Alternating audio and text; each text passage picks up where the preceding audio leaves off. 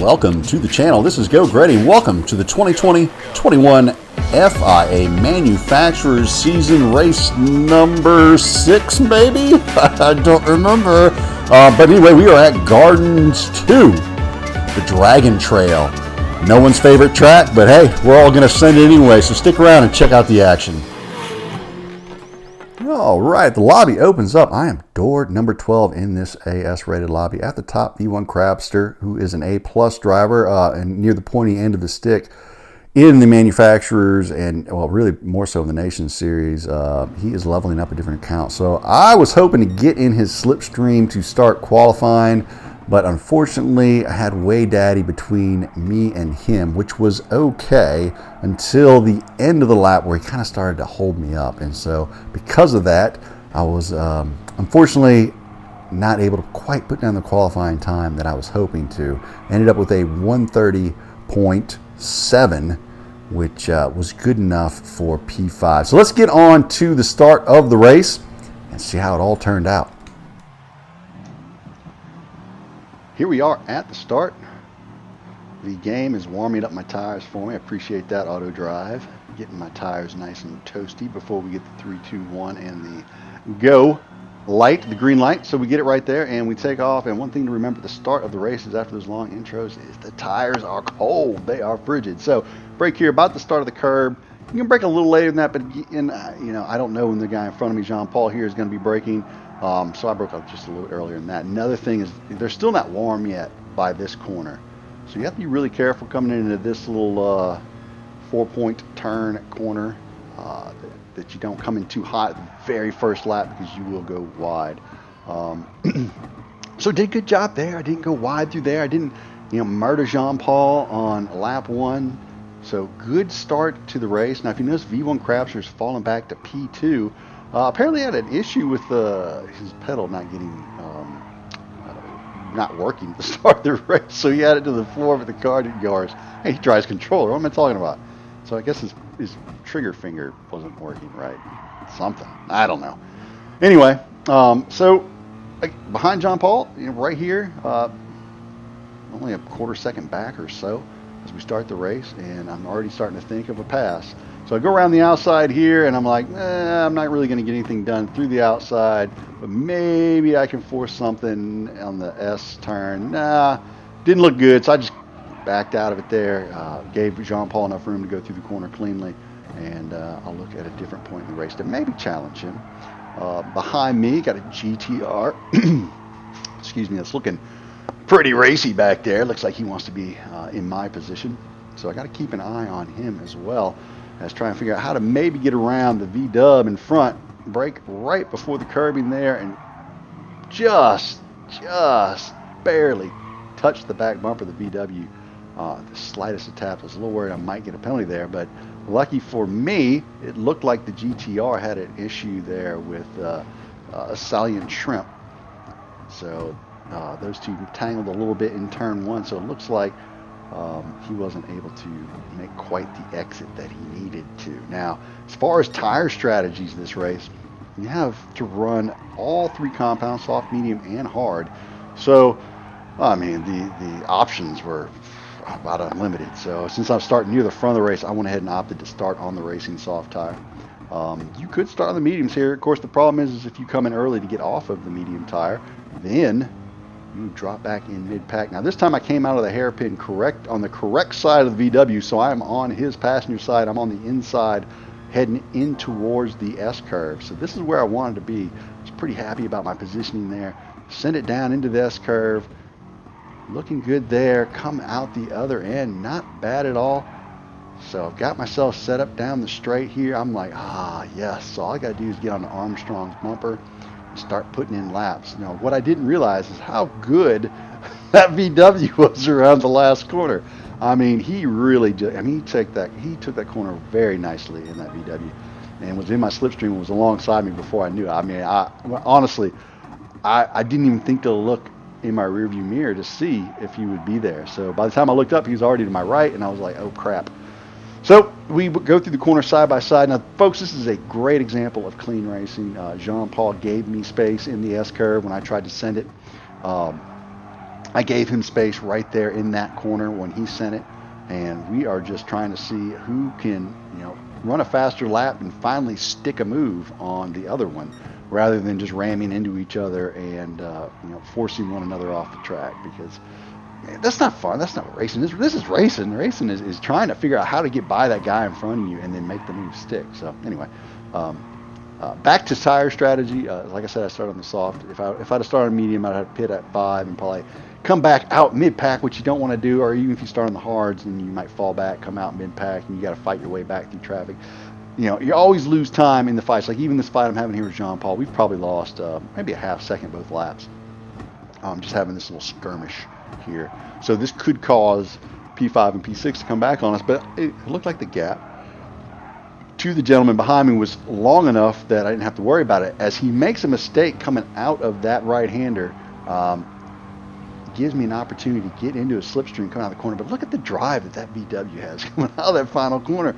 The Merc is just so pushy. It just, man, you got to wait to get on the gas. It's just so frustrating, especially after driving the Porsche for so long. You're like, you just want to get on that gas right away. So he goes deep into corner 1, and I shoot down the inside. He gives me room down in there, just a little tap on the door, not a big deal. So send it down the inside there on turn 1. Jean-Paul leaves me the space. Much appreciated, sir. And now I am back in the lead. So now I'm in the lead here on lap 4. And he looks like he's starting to get a little bit of pressure from Salient Shrimp back there, who was pressuring the GTR a few laps earlier. But, I mean, I've got a 0.3 gap to him, roughly. It's like 0.28 right now, but it will build up to about 0.3 as we come through this section of the track. So heading in the hairpin, 0.3, plenty of gap not to have to worry about. So I'm going to brake here at the 100 board like I normally do, drop it down to first gear. He's got enough room behind me. I turn in and boom, get smoked from behind. Let's look at that again. The McLaren of Salient Shrimp behind the VW here, heading in the hairpin. He's way back. He just sends it. No way he's going to make that corner. He's going to go right to where that cameraman is, but I am there to act as his brake. So he uses me as his brake to make the hairpin. Folks, that is what you call a jerk move. I don't like people who race like that. And then does he wait for me and Jean-Paul to come back through after he murders both of us? No, he didn't. Now, the GTR came through. Was not his fault. He was the beneficiary of that send by Salient Shrimp. Now, at this point of the race, I knew that I was murdered, but I didn't know who I can never remember that English rule on when to use who or whom. Anyway, I didn't know by whom. I think that's the correct way to do it. I don't know.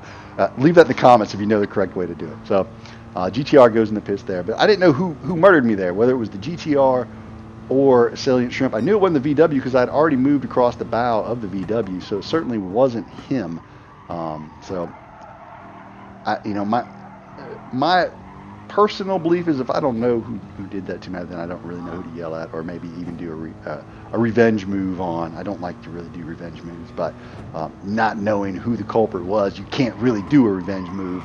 Anyway, here we are at lap 7, and that certainly did not help my tire wear at all. I've got Crabster on my rear end. I know he just came out on fresh softs. I know that I'm holding him up, so I'm just looking for a good spot to let him through. I don't want to hold him up.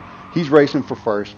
Him and the Armstrong AJ. They're the ones racing up front. I'm back here racing 3rd and 4th and 5th position. So I'm gonna brake a little early here. You'll see I brake early of the 100 board to let him get alongside me, get underneath me. I'm gonna tuck right in behind him, coming out of the corner, getting a slipstream, and let him pull me along a little further because the other folks have gone into the pit early. They're going to try and get the undercut on me. So I really have to have a good lap here. So I come in the pits. I'm going to get off of these set of softs onto another set of softs. No fuel needed. So I'm running a 7 soft, and I'm going to run 5 mediums and 1 hard. Save the hard for the last. Because like I said earlier, I do not want to end up in traffic. So coming into turn 1, Ian 07 on the outside. I stayed on the inside, didn't cross the pit line to make sure that I didn't cut him off heading towards turn 1. Was careful for that. He left me room on the inside. Much appreciative of you, Mr. Ian 07, fellow Merc driver. Team Merc may have been in his ear on that, making him give me some space like I was Lewis Hamilton or something. Yeah, doubt it. So I need to start putting in some good laps here, making up some ground on P4 and P5. So moving on to lap 9. Heading into turn 1, Jean-Paul, little far out on the outside. GTR gets loose as he tries to get underneath, gets on the power a little too early, gets on that loud pedal too soon, gets the back end a little bit squirrely.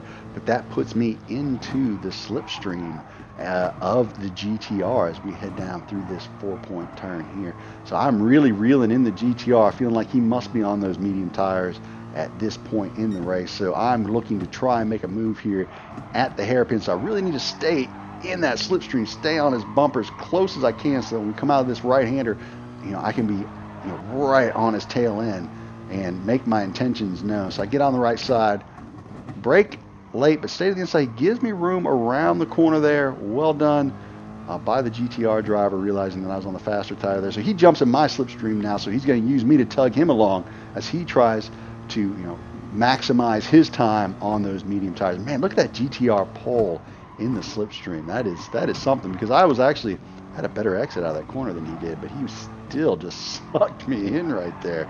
And very impressive by the GTR. So now I'm back behind Jean-Paul in the VW on lap 9. I'm within his slipstream as well. I think that he also might be on the medium tire, but I'm not certain. I've kind of lost track of where everyone is and what tire they're on at this point in the race. Right there, I put down my fastest lap so far of the race at 131.196, which isn't outstanding. It's not even that great, really. I could be in the 130s, close to 129, but for whatever reason, I am a little off pace this race, but that's okay. On to lap 10. I'm even closer now to the VW, heading into turn 1 in that slipstream. We get on the brakes here right before the curbing. He's going to go a little bit deep here. I'm thinking of going down the inside, so I send it. Now he gives me room again. So again, good clean racing by Jean-Paul and myself, not smashing into each other, smashing each other off the track. Now he has the inside, heading into the 4-point turn, so I'm going to brake a little early, let him slip out in front. Then I'm going to jump in right behind him. No point trying to force it through here side by side, because I'm not going to get a position out of it. And if anything, just slow us both down. So I backed out there a little bit early, heading up here towards this set of 3 corners. So it's a right, a left, and a right before we hit the hairpin. And I am trying to get back onto that Beetle's bumper for that hairpin. Very difficult, because this is where the Beetle shines, is in these little curvy sections. So not able to do that. Get on the brakes here. You see he jumps down early to protect that inside corner, thinking I might go for it there, but I didn't. So lap 12, I stood on his bumper for the next 2 laps, trying to find a way around. Couldn't do it. He jumps into the pits, and he was actually on a soft tire. So I felt a little better about that, knowing that I caught up to him while he was on soft tires. So I still have a stint left to run myself on mediums. So made me feel a little better knowing that he was on softs. Now, as he comes out of the pits, I want you to notice Salient Shrimp just smashes him into the wall there. So it gives him no room. Now on to lap 13, looking at the time there, you can see I've got about 4.5 seconds to P3. So I need to try and maximize these laps, because each pit stop is 7 seconds. So Armstrong AJ gets in front of me. And now looking at it again, now I've got 2.4 seconds to Ian as Armstrong jumped me in the pits, because like I said, it's a 7-second pit stop. So he jumped me as he was only a little over 4.5 seconds behind me before that pit. Now, lap 17, I've got a chaser on my tail, PR2 Faker, really moving in the RCZ. So he started a little further back in the grid, so he must have just had a bad qualifying, because he's moving pretty good through the field here. I give him room on the outside there. He is on a superior tire. So I went ahead and let him through. So on to lap number 19. So Armstrong and PR2 Faker made it past me on these medium tires. I've got to come in for my hards. Like I said, that 7 seconds pit stop is lingering. Ian 07 has chased me down in the other Merc. He's only 7/10 behind me. So I'm like, oh my God, wait, has he run his hards yet? I couldn't remember. Head around this final right-hander as I'm going to head in for the pits here for my last set of tires. So boxing here, jump into the pits behind Armstrong AJ, throw on those hard tires, no fuel needed. The Merc crew gets me out. Ian 07 also pitted. Salient Shrimp coming behind me as I'm going into turn 1. Now he is on the soft tire, so he didn't have too much trouble getting by me there, or he's on the medium tire. I can't remember where he was at this point in the race, but we don't make contact through there. So finally, Salient Shrimp makes a pass without smashing into somebody. So good job there, Shrimp. Looking at my rearview mirror, Ian 7 into the 4-point turn, goes wide, loses the Merc. F for Ian 07. Man, we were having a nice, good, clean race before that, so I hate to see that. But so that was it. No one else was really in my rear view for the rest of it. The GTR made a little bit of a run there at the end, but not close enough to really cause me much trouble. Heading down the straight for the last time, I crossed the finish line with a P5. So not terrible, not my best race ever, but I will take it. I'll take the 900 DR. I'll also take the 147 points I get for the manufacturers. I'll put that in the bank, and I'll practice for the next one. I hope you enjoyed the race. I hope you enjoyed the content. If you did, hit the like, hit that subscribe, come back, check out some more. I would appreciate it. For myself, Geauxgreddy, y'all have a great evening. DJcLean, take us out of here.